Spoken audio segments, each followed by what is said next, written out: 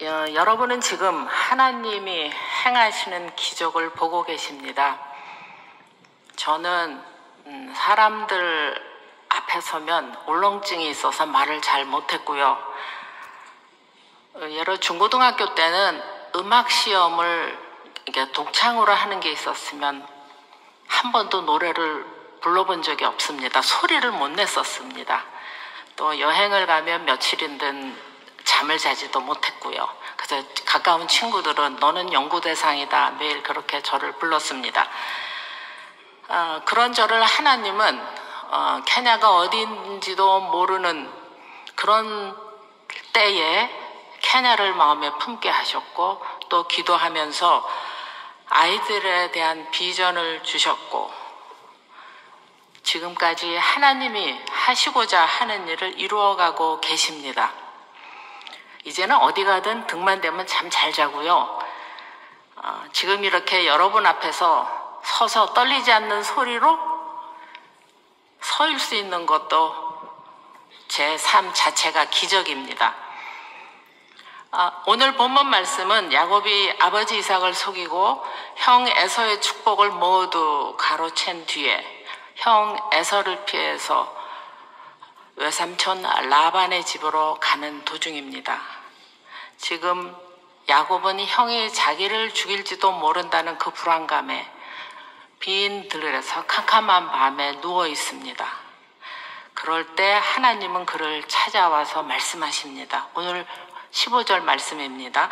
내가 너와 함께 있어 어디 가든지 너를 지키며 너를 이끌어 이 땅에 돌아오게 할지라 내가 허락한 것을 다 이루기까지 너를 떠나지 아니하리라. 너를 떠나지 아니하리라. 하나님께서 포기하지 않으신다는 것입니다. 도망자 야곱을 향한 우리의 상식을 뛰어넘는 하나님의 약속의 말씀입니다. 우리의 생각과는 전혀 다르게 하나님이 허락한 것을 다 이루기까지 야곱을 떠나지 않는다고 포기하지 않는다고 말씀하십니다. 하나님은 우리의 생각이나 지식, 경험을 뛰어넘어서 일을 행하십니다. 처음 케냐 선교사로 나갈 때에 노회에다가 서류를 제출해야 했습니다. 그때 케냐 가서 어떤 사역을 할 것인가 쓰는 난이 있었는데 번호가 1번부터 5번까지 있었습니다. 이 일이 이렇게 오래되어도 선명하게 기억에 남는 것은 하나님이 저에게 선교는 내가 허락한 것을 하는 것이다 라는 것을 가르쳐준 계기가 되었기 때문입니다. 첫 번째는 어떤 망설임도 없이 교회 개척이라고 썼습니다. 선교지에 복음을 전하러 가는데 제 생각에는 교회뿐이 없었습니다. 그래서 교회 개척이라고 썼고요. 두 번째는 케냐를 기도할 때 계속 하나님께서 저에게 어린이에 대한 마음을 주셨습니다. 그래서 생각을 했죠. 아이들이 가장 많이 모이는 곳 학교였습니다. 두 번째 학교 설립 이렇게 썼습니다. 그 다음에 세 번째는 이 첫 번째 두 번째가 얼마나 큰 계획입니까? 세 번째는 아무리 생각해도 쓸 것이 없었습니다. 오후 내내 하나님 저 체면 좀 살려주세요. 적어도 반 이상 3개까지는 써야지 되는데 도무지 생각이 나지 않습니다. 그런데 몇 년 전에 에티오피아를 방문했을 때 봤던 그 장면이 생각났습니다. 거리에서 현지 남자가 발틀 재봉틀을 놓고 거기에서 옷을 수선하는 것을 봤던 그 기억이 떠올랐습니다. 3번에 재봉학교 썼습니다. 부끄럽지만 정말 칸 하나 메꾸는 생각으로 썼습니다.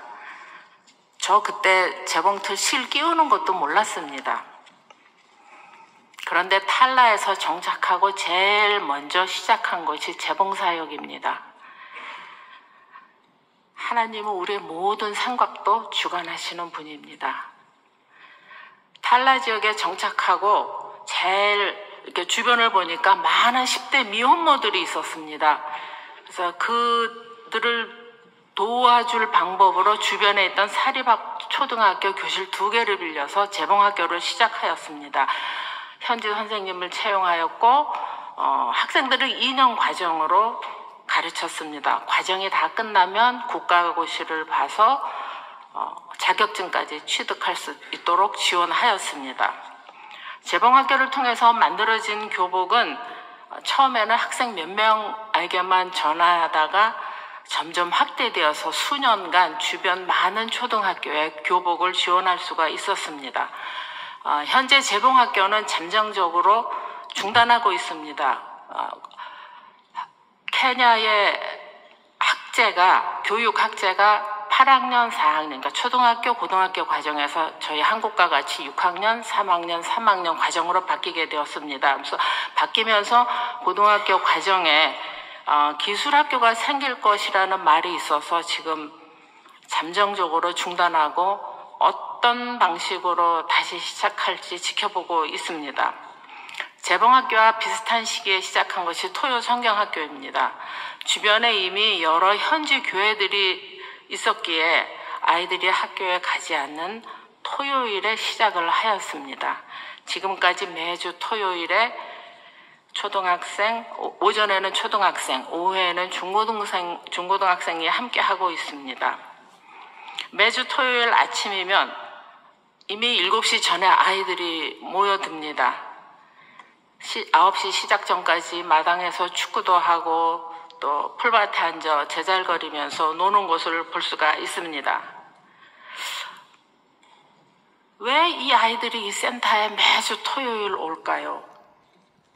무엇이 이 아이들을 이렇게 기쁘게 할까요? 참 신기해요. 아이들을 보면.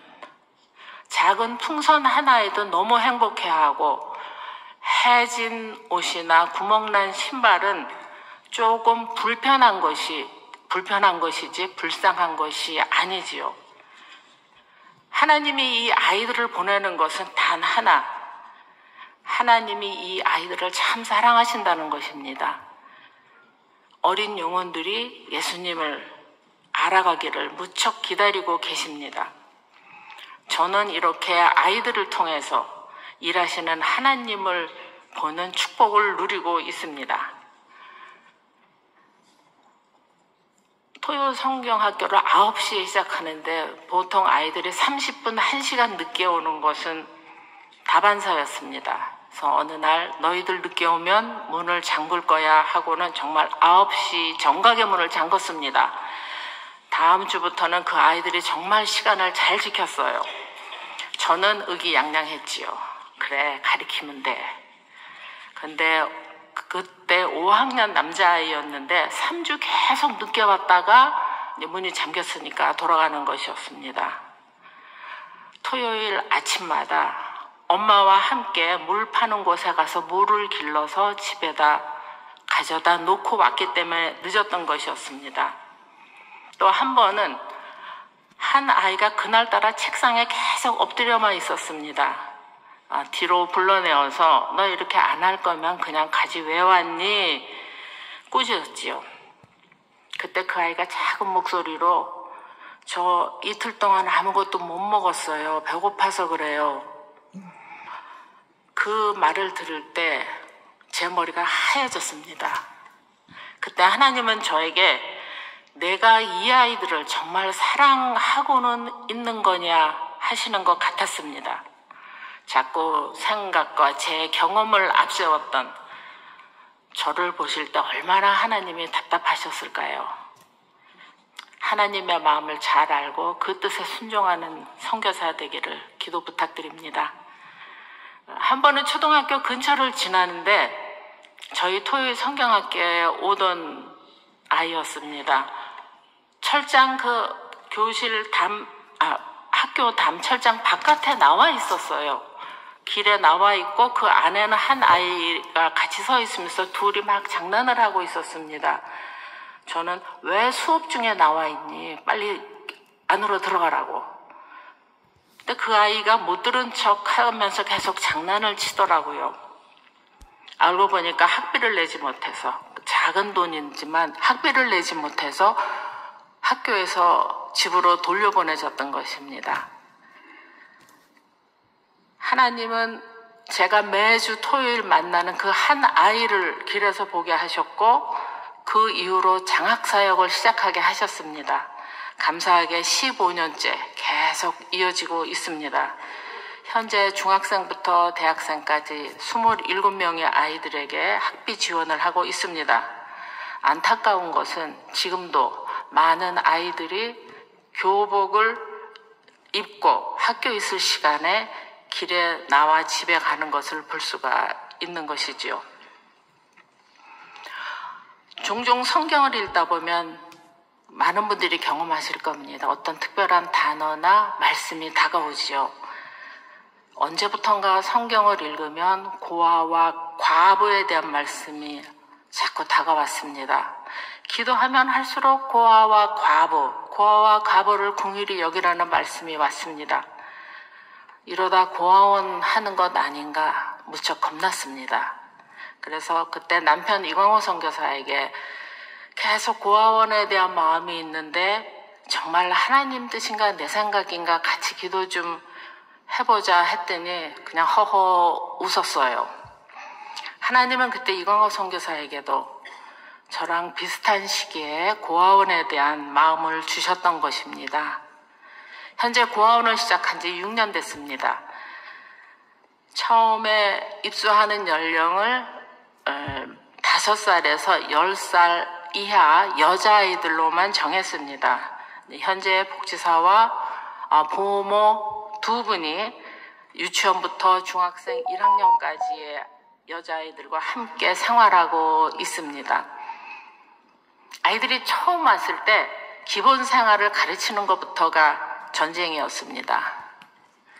이 아이들에게 방문 뒤나 자기 침대 밑은 화장실이었습니다.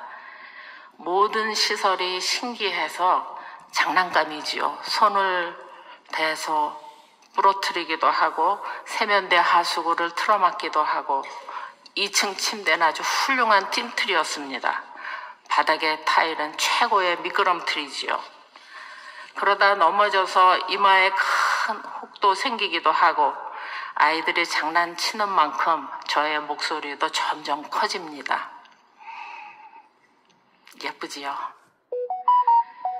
우리는 창문에 방충망을 설치하는 것이 일상이지만 케냐에서는 아직 낯선 시설입니다. 아이들이 말라리아에 걸리면 안 된다고 현지 목수에게 사진을 보여주면서 함께 고아원의 모든 창문에 또 출입문에 방충망을 설치했습니다. 어느 날 보니 출입문 2개가 그 출입문 2개에 있던 방충망이 결 따라서 줄줄이 다 찢어져 있었습니다. 이광호 선교사가 마지막으로 한 작업이었기에 더 화가 났던 것 같아요. 왜 이걸 이렇게 찢었냐고 아이들을 한참을 혼내고 돌아서는데 제 마음에 큰 소리가 울리는 것 같았습니다. 그것이 그렇게 소중하냐? 내 아이들에게 그렇게 화낼 일이냐? 내 아들 예수는 너를 사랑해서 너를 살리려고 십자가에서 죽기까지 했는데 저는 제가 아이들을 돌본다고 생각했는데 아니었습니다. 하나님이 이 아이들을 통해서 저를 사랑하고 계시는 것이었습니다. 케냐도 아동법의 보호시설에 아이들이 18살까지 있게 됩니다. 이 아이들도 크면 떠나겠지요. 아이들이 커서 자립할 수 있도록 해야겠지요. 하지만 아직까지는 구체적인 계획을 세우지 못하고 있습니다. 다만 이 아이들이 고아원을 떠나서 어느 곳에 가서 살더라도 내가 지냈던 고아원을 생각하면 그냥 행복한 감사의 웃음을 있을 수 있는 곳, 그런 곳으로 기억되기를 바랍니다. 아들 선교사가 케냐에 들어와서 시작한 것이 컴퓨터 사역입니다. 아직 사실 저희 지역은 전기 보급 매우 저조하고 고등학생들도 자기 컴퓨터 전화기도 없습니다. 그래서 매주 토요일 오후에 아이들에게 컴퓨터를 가르치기 시작했는데 일주일에 사실 한 번 배우면서 연습하는 것으로는 진도 나가는 것이 정말 힘들지요. 때로는 보는 저희도 참 답답해요.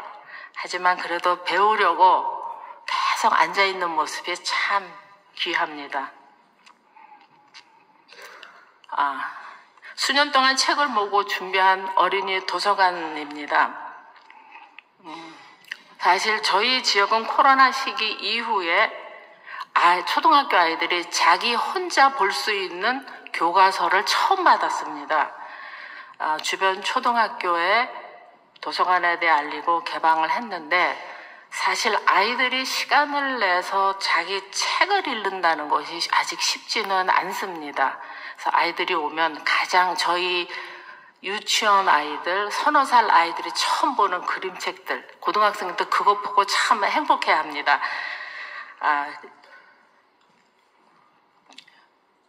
초등학교의 아이들은 그래도 훈련이 돼서 도서관에서 책 보는 것을 굉장히 즐거워하고 있고요.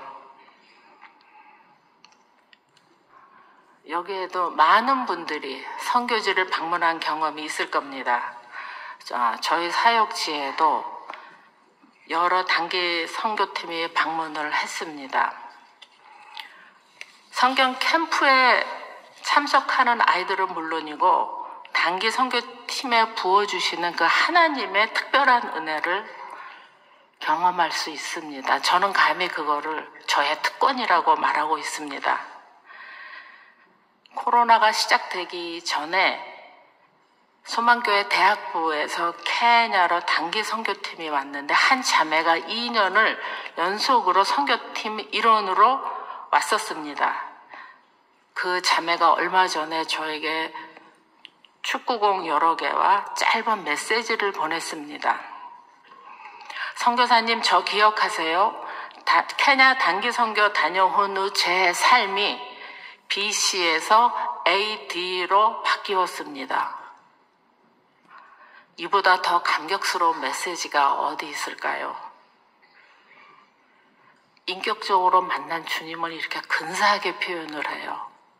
제가 케냐 선교지에 있는 이유 중에 하나이지요.